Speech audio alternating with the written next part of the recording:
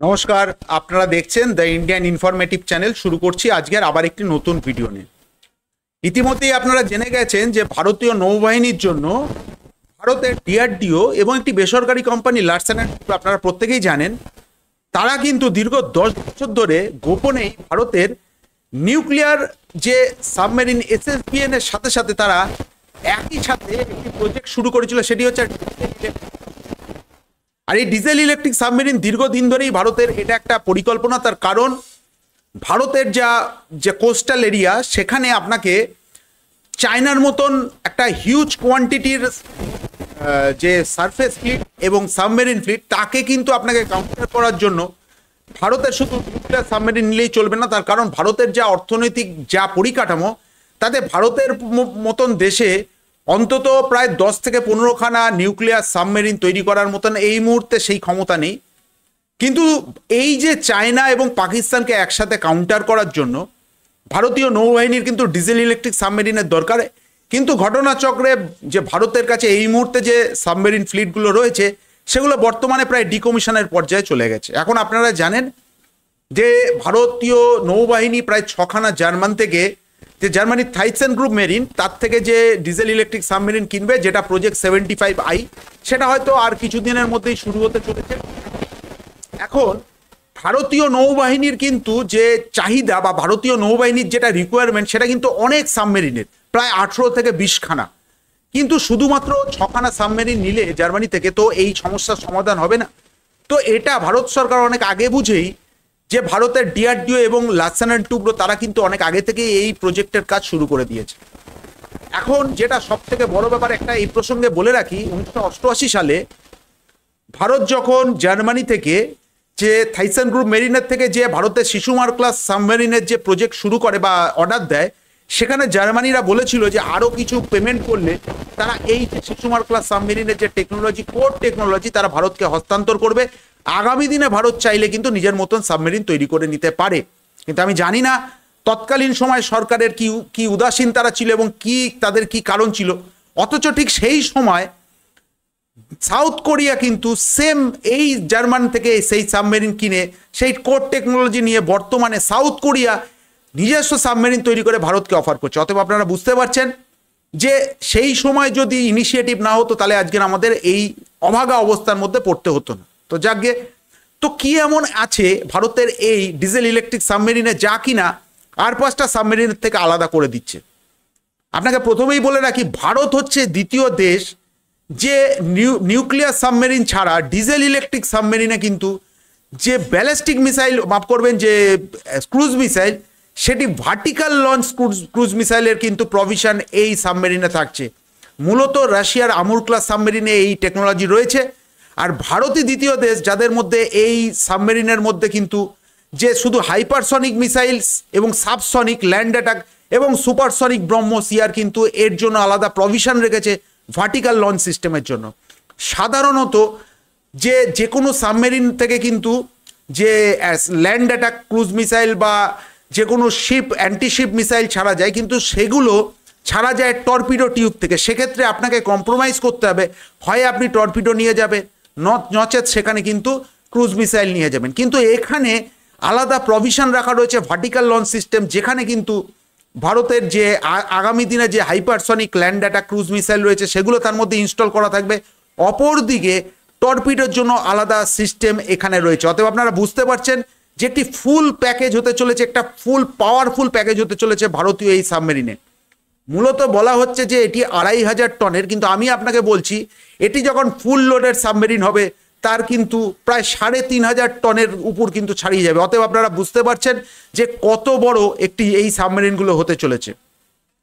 তো ঘটনা হচ্ছে যে এটা তৈরি করতে এত সময় লাগলো কেন? তার কারণ কিছুদিন আগে লারসেন অ্যান্ড টুব্রো এবং ডিআরডিওর তরফ থেকে এর যে স্কেচ বেরিয়ে এসছে, কিন্তু এটা তৈরি করতে এত সময় লাগলো কেন? তার কারণ হচ্ছে এই সাবমেরিনের যে কোর স্ট্রাকচার, সেখানে 1 সেন্টিমিটার এদিক ওদিক হলে পুরো স্ট্রাকচারাল কিন্তু সমস্যা হয়ে যাবে। যেহেতু ভারত আগে এই ধরনের সাবমেরিন তৈরি করেনি, সেহেতু জার্মান কিংবা রাশিয়ার মতন তাদের এত নলেজ নেই এই ধরনের সাবমেরিন তৈরি করার।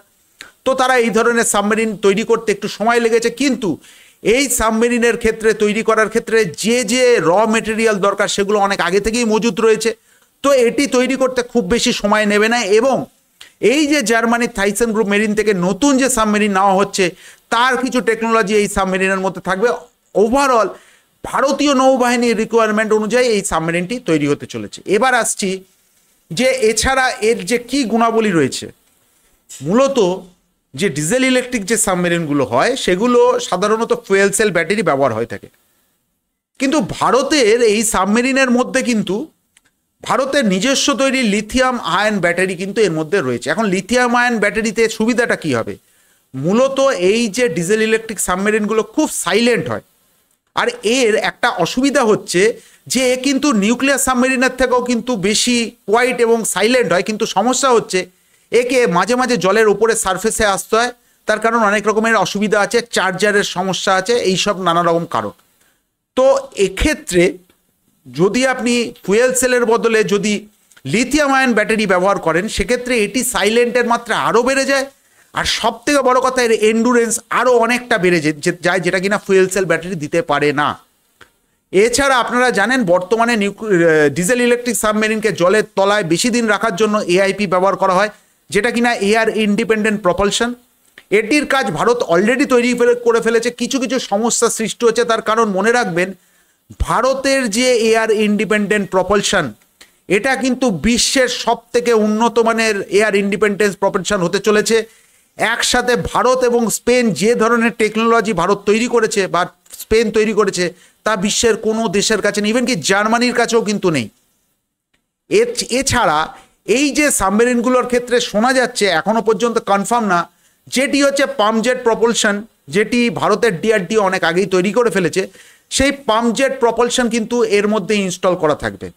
তো আপনারা বুঝতে পারছেন যে কেন এই সাবমেরিনের যে ভারত যে নিজস্ব রিকোয়ারমেন্ট অনুযায়ী তৈরি করছে এটা ভারতের কতটা কাজে লাগবে। ভুলে যাবেন না চায়নার কিন্তু একটা হিউজ কোয়ান্টিটিতে আন্ডার ওয়াটার কিন্তু এই ফ্লিট রয়েছে, অর্থাৎ সাবমেরিন রয়েছে। মূলত তারা মালাক্কা থেকে আপ টু পাকিস্তানের করাচি এই এন্টার এলাকা জুড়ে কিন্তু ভারতকে এরা ব্যতিব্যস্ত রাখবে, আর ভারতের কিন্তু বিশাল বড় কোস্টাল এলাকা। আর মনে রাখবেন ভারত এবং চায়নার সাথে যদি যুদ্ধের পরিস্থিতি সৃষ্টি হয় সেটা কিন্তু সমুদ্রে সৃষ্টি হবে, সেটা কখনোই লাদাখ বা অরুণাচল প্রদেশে সৃষ্টি হবে না। এবং এই কারণেই চায়নার যে একটা বড় রকমের যে সারফেস এবং সাবমেরিন ফ্লিট, কোয়ান্টিটিতে হয়তো চায়না আপনার থেকে অনেকটা এগিয়ে থাকবে, কিন্তু কোয়ালিটির দিক থেকে ভারতকে সেই পিনাকেল টেকনোলজির কোয়ালিটি তৈরি করতে হবে যেটা কিনা জার্মানি বা ফ্রান্স তৈরি করে, এবং এই ধরনের টেকনোলজি অলরেডি ভারতের কাছে চলে এসছে। ভারতের যারা থিঙ্ক ট্যাঙ্ক তারা অনেক আগেই এটা বুঝেছিল যে ভারতের পক্ষে এই যে ধরুন জার্মান থেকে যে সাবমেরিন কেনা হচ্ছে, এই সাবমেরিন মূলত জার্মান তার নিজের মতন করে তৈরি করেছিল, ভারতের ক্ষেত্রে তারা কিছুটা কাস্টমাইজ করে দেবে। তো ওভারঅল ভারতের খুব বেশি যে উন্নতি হবে তা কিন্তু না। যদি আপনি নিজের দেশে তৈরি করেন তখন সেক্ষেত্রে দামেও আপনার কম পড়বে, এবং আগামী দিনে ভারত তার নিজের প্রয়োজন মতন বা চাহিদা মতন কিন্তু এই ধরনের সাবমেরিনের ফ্লিট আরও বাড়িয়ে নিতে পারে। এখনো পর্যন্ত শোনা যাচ্ছে যে 6খানা অর্ডার দিয়েছে ভারতীয় নৌবাহিনী, এবং একবার এটি তৈরি হয়ে যাওয়ার পর আরও আধুনিক 6খানা কিন্তু এর প্রজেক্টের পাইপলাইনে রয়েছে। তো এই বিষয়ে কিন্তু খুব বেশি মিডিয়া চ্যানেল কিন্তু এই নিয়ে আলোকপাত করছে না, কিন্তু এটি কিন্তু আগামী দিনে যুদ্ধের একটা বড়সড় মোড় ঘুরিয়ে দিতে চলেছে, অন্তত ভারতের নিরিখে আমি এইটুকুনি বলতে পারি।